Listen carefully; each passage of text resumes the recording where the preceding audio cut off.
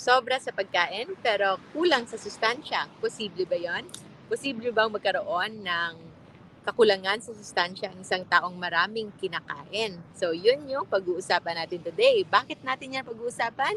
Because nakita natin na yun pala ang isa sa maraming rason kung bakit marami yung may mga sakit ngayon. And including you, kung bakit ka may sakit, it's because most likely nasobrahan ka sa pagkain but nakulang ka sa sustansya. Tama ba yun, love? Tama lang. So, ano ba ang component ng pagkain? Bakit merong mga pagkain na hindi masustansya pero marami? Because usually, yung mga sinasabi ng mga tao na kapag kailangan sila ng pagkain, ano yung usually lang kinakain? Like Filipino, when Rice. you can think. Rice, di ba? Parang Bread. rice, bread, and then ang iba parang optional na lang. Like yung ulam, di ba before people are very proud na basta't may kanin lang, kahit asin lang, o kahit toyo lang, or kahit sabaw lang, okay na sa kanila. Kasi yung kailangan nila is parang energy daw sa pagkain. And that is coming from rice. Pero ano ba yung meron sa rice? Yung rice is made up of starch. It is starch is carbohydrates, complex form of carbohydrates. At kapag ang carbohydrates sa ito ay natunaw at napunta na sa ating katawan, ito ay magiging glucose. Glucose, yes, tama sila. It is a source of energy. Pero for this to be used up as energy, hindi lang sugar, hindi lang glucose yung kailangan natin. Yung makinarya natin sa katawan is made up of a lot of parts, specific parts, di ba? Sobrang daming enzymes, meron mga cofactors, merong mga kung ano-ano pa. Complex na. Complexes, and so many other na mga items na kailangan. So those are mostly coming from vitamins and minerals. Diba? Ano yung mga usual na cofactors? May naalala ka pa bang biochem na pathway? Yung mga B12, yung mga all of those are actually cofactors. So, B complex most likely ang mga riboflavin, yung mga biotin, niacin. So, these are B complex. At hindi lang B complex ng kailangan natin. Kailangan din natin ng ibang minerals like magnesium, we have sodium, we have potassium, at marami pang iba. At yung kanin po ay halos wala yung ibang sustansya. It's just made up of very, very little amount, sobra na, no? O ina, no? Trace amount of those nutrients. But it is just full of sugar. It's full of energy. It's full of energy that most likely hindi rin magagamit thoroughly if you are lacking the needed na nutrients sa katawan natin. And those nutrients should be coming from variety of foods. And the most nutrient-dense kind of food is actually, alam mo ba kung ano, love? Nutrient-dense in general? Ano yun? Fat. It could be the fats. Meat. And the meat, most likely fatty and protein-rich, those are nutrient-dense kind. They can be a source of energy. Pwede tayong kumuha ng pang-energy natin dyan coming from fats or from proteins na pwedeng ma-convert into glucose. But it's also loaded with other vitamins. And B complex from B1, B2, B3, B6, B9, B12, yon ay kompleto yon sa ating mga meat. So that is why kahit maraming nagbibigay ng sample sa akin ng mga B-complex kung ano-ano pa, I actually almost never take it. This is because I personally choose to eat my vitamins together with pleasure and enjoyment. So that is why instead of taking tablets of B-complex, mas gusto kong namnamin siya sa sinigang, sa adobo, and many other foods like grilled Filipino foods. Mahilig tayo sa mga inihaw, sa mga tinola, sinabawan, and lechon. So all of those are good food that are loaded with nutrients, sustansya, but hindi ka magkakaroon ng too much of it, especially if you take it without the rice or the milk. So, I'm not sure if you've experienced it, but as for us, kapag kumain ka before ng lechon o yung ulam na sobrang masarap, na sobrang malasa na ulam, Diba? And then when you pair it with rice, quantity alone. Like parang makakaubos ka ng 2 or 3 plate. Diba? Yes. Diba basta may rice, sobra yung gana mo. So you're actually overeating, overstuffing yourself. But the moment na mag-low carb ka, walang kanin, puro ulam lang, you cannot eat so much. Diba? Konting-konti lang. Sobrang konti kong kumain, no? Sobrang konti. Parang mahihiya na sana ako. Mas malakas akong kumain. Pero buti na lang hindi ako mahihain. So, yun. Because when you eat only meat, proteins, and fats, those will give you satiety. Satiety is the sense of satisfaction na nasa-satisfy ka na even if it's not the usual amount. Na noon, tatlong plato, hindi ka pa rin satisfied. Busog ka na, punong-puno na yung tiyan mo, pero hindi ka pa rin satisfied. You are just craving, continuously craving, but you don't get the satisfaction because most of the satiety can come from proteins. It's usually the amino acids na that can get satisfied. Meron din namang ibang mga carbohydrates that can give the satisfaction. Kamote is one. So, starchy foods na whole starchy foods. But, kung gusto nyo talagang i-incorporate yan but still have the amount of low carb pa din, maybe kung gusto nyo lang, pangpawala lang, ano lang ng satisfaction, after your low carb meal, maybe you can bite 1 or 2 pieces of kamote. Kung gusto nyo lang na you to like close your window. For me, what's satisfying for me before are the nuts. So after a low carb meal full of proteins, full of meat, parang meron pa rin akong parang sense of kulang sa satisfaction. But also I realize because hindi marami yung protein na kinakain ko. Most likely kapag kumakain tayo ng meat, di ba, puro taba lang yung kinukuha ko. So that's why hindi ako nasa-satisfy that much. And I get satisfaction from proteins coming from nuts. So almonds, walnut, that's why, yun yung gusto ko. But I'm still trying to eat more meat. Although parang automatic ako na every time na merong ano yun, like pork belly or whatever, instantly cut cut ko yung meat part and then I give it to you and I will eat the fatty part. So, yun. Uy!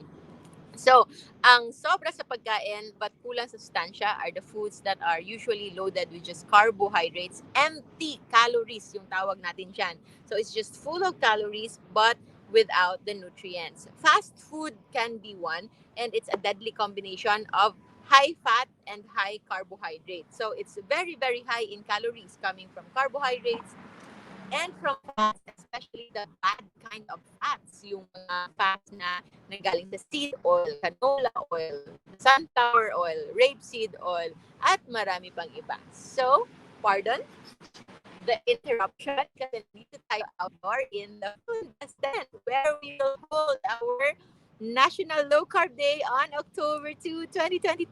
So this is the venue. It's a very, very pretty area. So dyan sa entrance na yan, dyan yung mga booth natin and our partners. And also, meron tayong available na low carb corn. Low carb corn tayo dito sa loob ng Philinvestant. And to all those na gustong mag-partner sa amin who wants to have a booth, kung gusto nyo magkaroon ng booth, meron pa po tayong available na mga slots for booth, for partners and sponsors, and low carb goodies, at kung sino-sino pa. So, yan, nandyan. Good morning daw, love, to my hubby. So, nagtatrabaho pa si love. Working, my hard-working love. Yan, nagtatrabaho pa. So, ako, kwento-kwento lang muna. And for that day, on the National Low Carb Day on October 2022, pag-uusapan natin ang maraming bagay, not just coming from me, but many experts in the field in low carb nutrition here in the country and abroad. We still have our partners, Dr. Iris Radev and many more ang mga naka-attend sa ating Low Carb Con 2021. Now, ay makakapiling pa rin natin this coming October 2. So, I hope to see you. Yung ating National Low Carb Day is just 500 pesos, ha? And hopefully, matatapos din yung low carb run and maybe we can have some some parang funfair here na where you can bring the kids para masiyahan din sila, matuwa din sila. I hope it's going to be like a family day, a national low carb family day on October 2, 2022. At malalaman natin kung bakit kailangan masustansya yung kakainin natin. The problem with people now is that they're eating too much but empty in vitamins and minerals. So it's leading into inflammation. So inflamed na yung kanilang katawan, namamagana, and it doesn't have the necessary nutrients para ito ay malabanan. So their immunity is also lowered, and the moment ng immune system ng isang tao ay mababa na, they're already prone to illness, to sickness, to infections, and just like the pandemic, many others will come. Opportunistic infections na kapag hindi tayo handa, then most likely we can get hit as well. So, ang isa sa rason kung bakit may sakit ka at ang marami sa ating paligid ngayon is not actually of less food, but it's eating the wrong food. It's too much food but without the nutrients. And sorry to say, ang pinakamarami dyan mostly are the empty calories. The kanin, the tinapay, mga stuffers, no? At kung ano-ano pa, noodles. Like, kumain kami kagabi sa isang Japanese restaurant na akala namin it's egg and pork omelette. Yun pala, sobrang laki. Tuwang-tuwa kami. But when we open it up, punong-puno pala siya ng noodles in between. So, parang naging laro na lang siya kung paano namin maiiwasan yung noodles at makain namin yung egg lang and the proteins, the pork. And yun, that's the National Low Carb Day. And also, see you on September 8, Cebu Meet and Greet sa mga nagpa-laboratory sa Health and Life Summit. So, and yes, ang ating meet and greet in Cebu, it might be a little hassle para sa marami na kailangan pumunta ng Car Cebu and just to be in Cebu City in September 8. So, we decided to open up a different meet and greet this coming October 2. So, aside from the National Low Carb Day na October 2, we will open up a very, very few limited slots only. That is going to be up close and personal dinner with yours truly after the National Low Carb Day. And hopefully after this we can set up a bigger meet and greet. It's going to be a National Low Carb Family Day coming after our National Low Carb Day. So I hope to see you here in the Phil Invest Tent, Alabang, where nakita na namin yung area and it's really, really, really nice. And ang yun nga sa may mga low carb enthusiasts and supporters and even other products na pwedeng i-supplement sa ating lifestyle, like the fitness na mga companies and even insurance. Di ba? Meron ka ring health insurance. Health and life insurance na noon hindi ko rin pinaniniwalaan. Pero I appreciated it, and I have, I think, two medical insurance, and I think it's the best supplement at maximize mo siya when you are healthy. 'Di ba? Kasi at least yung mga insurance ngayon, hindi lang sila medical insurance na. They also double as investment. So if you are healthy, you're not just securing your health and your money, but you're also investing and doubling your profit. So, ganun kaganda. So, I'm not endorsing any insurance, but I believe in insurance in general. Basta hindi lang yung scam. So, yun. I hope to see you in Phil Investant, and you can message our admins. You can chat them. You can, for meet and greet concerns, National Low Carb Day. Meron tayong National Low Carb Day na page for that. For the LCF Masterclass, the page for LCF Masterclass for diabetes, for hypertension, PCOS, allergies, immune and autoimmunity, and many more. Yung page na to, na-hack pa din. Nasa hacker pa din. Hindi namin nakuha. So, you can just send a message to our admins, which we will tag in the comments para maka-reach out kayo sa kanila. And of course, for more concerns, we have a community that's been very, very supportive. So, hello, thank you to all of our admins in the low carb feasting and fasting community. And of course, Life Without Tries. So, Life Without Tries, ilan na ba? Last I checked, mga, I think, almost 400,000.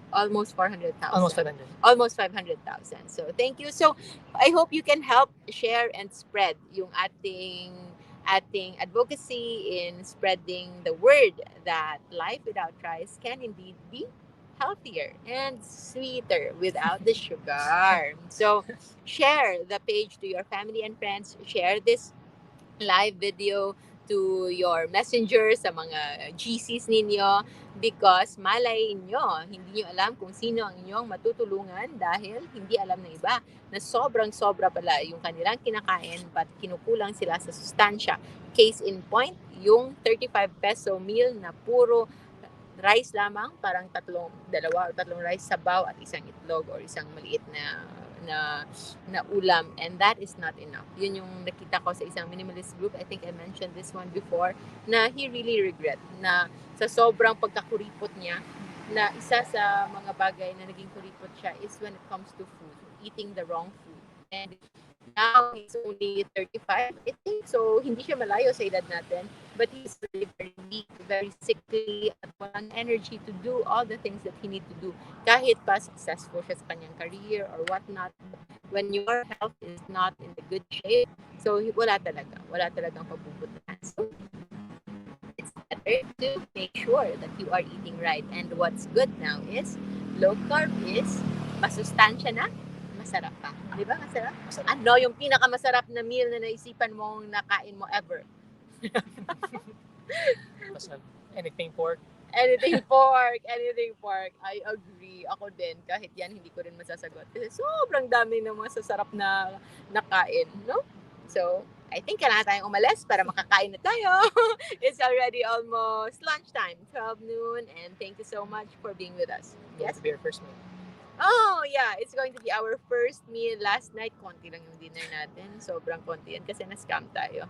Hindi siya pang low carb na restaurant na yan. Kasi yung meat nila tipid na tipid. They are stuffing everything with noodles, with rice, or kung ano-ano pa. So yan, I hope to see you on National Low Carb Day on October 2, 2022.